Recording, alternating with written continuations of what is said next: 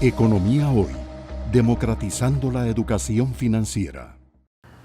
Gracias por estar con nosotros en un nuevo programa de Economía Hoy, democratizando la educación financiera desde el Hotel Real Intercontinental en San José de Costa Rica.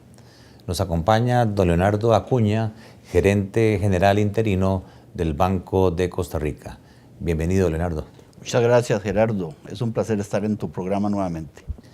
Hemos estado platicando con Leonardo, que tiene una expertise de más de 30 años en banca, sobre el concepto en general de la intermediación y los servicios bancarios.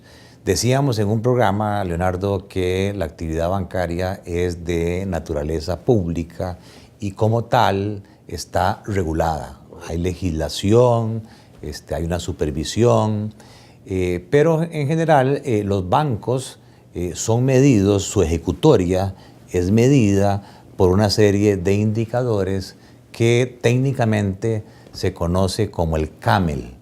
Si pudieras explicarnos qué es el CAMEL, cómo es que los miden, cómo es que ustedes reportan periódicamente a la superintendencia y esos indicadores cuantitativos y cualitativos, cómo se comparan con el resto de la industria.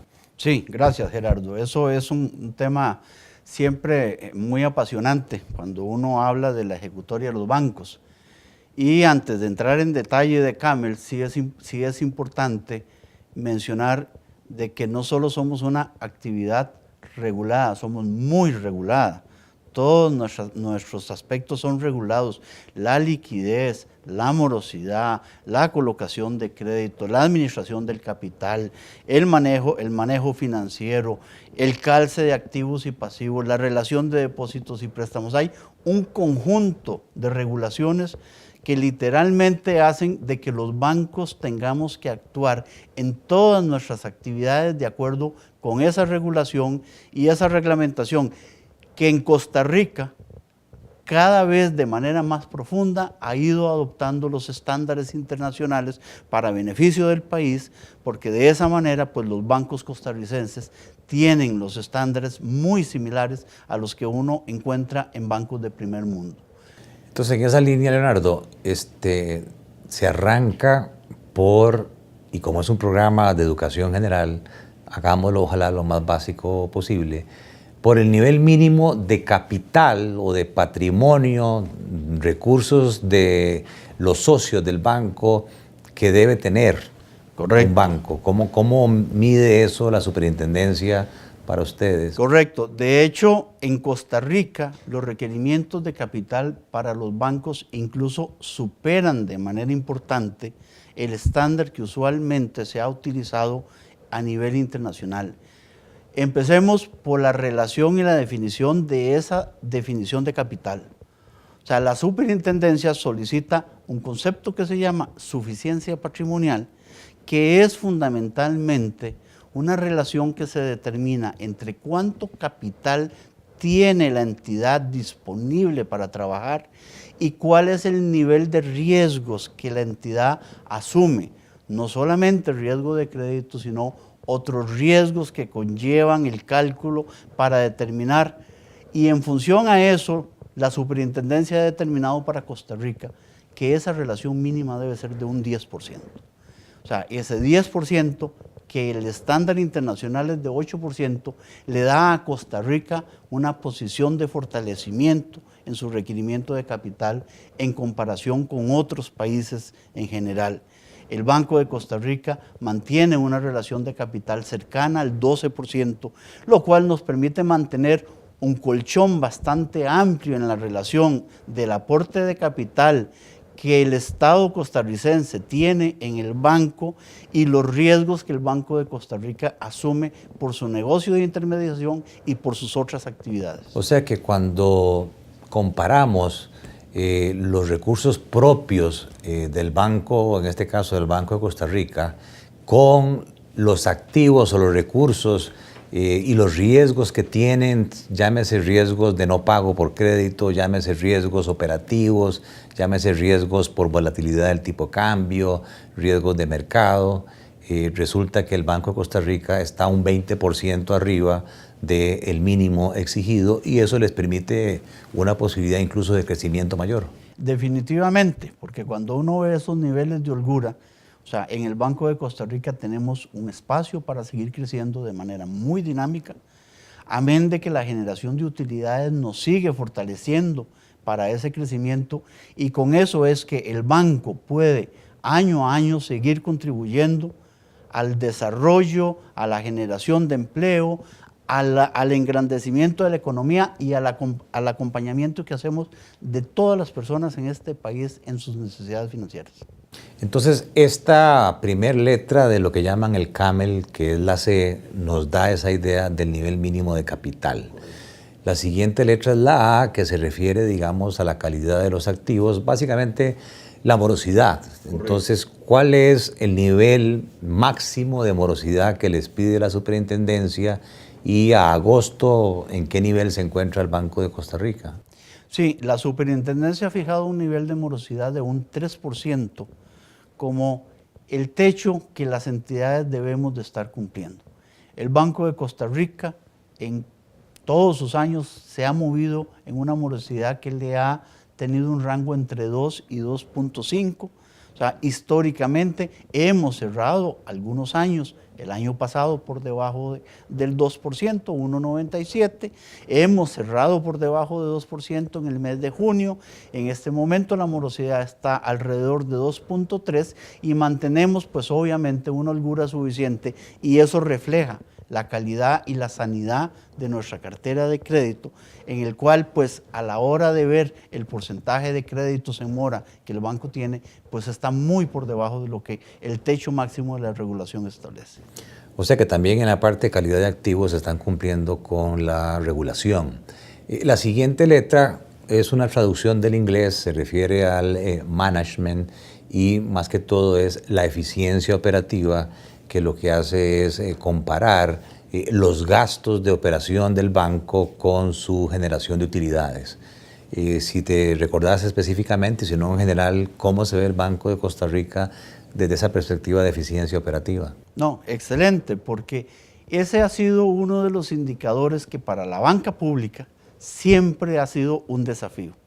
O sea, como usted sabe, la banca pública tiene algunas limitaciones por ley, particularmente sobre todo en el manejo de los gastos de personal y la libertad o no que tenemos para la movilidad laboral.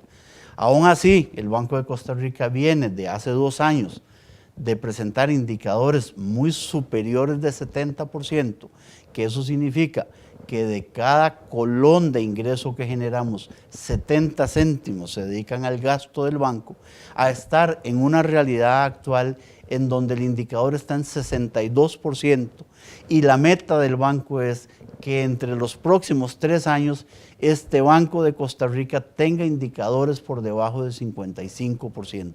Hemos venido ejecutando una serie de acciones para buscar la manera de hacer mucho más eficiente el gasto del banco y hoy por hoy pues estamos literalmente dedicando solamente 60 céntimos de cada colón a cubrir el gasto operativo del banco. Sí, incluso hasta donde yo entiendo, el Banco de Costa Rica ha sido pionero a nivel de sector público con un par de entidades más en lograr negociar con el sindicato el esquema de salario único. Correcto, y de hecho lideramos 2 aspectos, uno en el año 2015 con una movilidad laboral voluntaria que le resultó al banco en una reducción más o menos del 10% de su costo de personal y más recientemente desarrollamos en conjunto con el sindicato un programa de estímulo para hacer una movilidad por un lado de aquellos empleados en regímenes de base más pluses, pero además y por sobre todo les ofrecimos la oportunidad de que se pasaran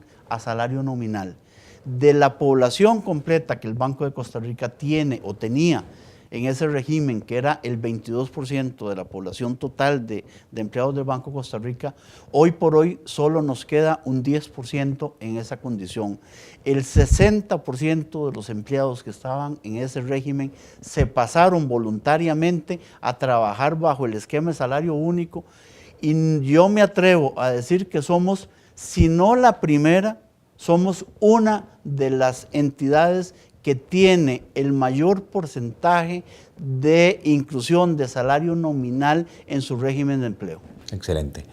La siguiente letra del sistema de calificación bancaria es una traducción del inglés earnings, que se refiere a utilidades que la superintendencia exige una utilidad trimestral mayor a 0. ¿Cómo se ve el Banco de Costa Rica en esa perspectiva de generación de utilidades? Eso es muy buena pregunta, porque las utilidades del banco no solo son sólidas este año, lo han sido sólidas durante los últimos 5 años. De hecho, venimos de utilidades hace 5 años de 25.000 millones de colones a tener utilidades el año anterior de 53.000 millones de colones, las más altas de todo el sistema bancario, y hoy, al mes de agosto, el banco ya lleva generados más de 30.000 millones de colones en utilidades, y la proyección que llevamos para el año es que el banco pueda volver a superar los 50.000 millones en utilidades. Okay. Y finalmente, la última letra del sistema es la L, que también se traduce del inglés, liquidity o liquidez, que lo que mide es las volatilidades que se tienen ante las tasas de interés, también el tema de volatilidades de tipo de cambio y las razones de cobertura de liquidez, calce, lo que llaman calce a 1 mes, calce a 3 meses. Si pudieras explicarnos un poco ese otro elemento. Sí, ahí es muy importante, porque la cobertura de la liquidez es la que permite, en cualquier situación o circunstancia, que los bancos podamos atender las demandas de nuestros clientes.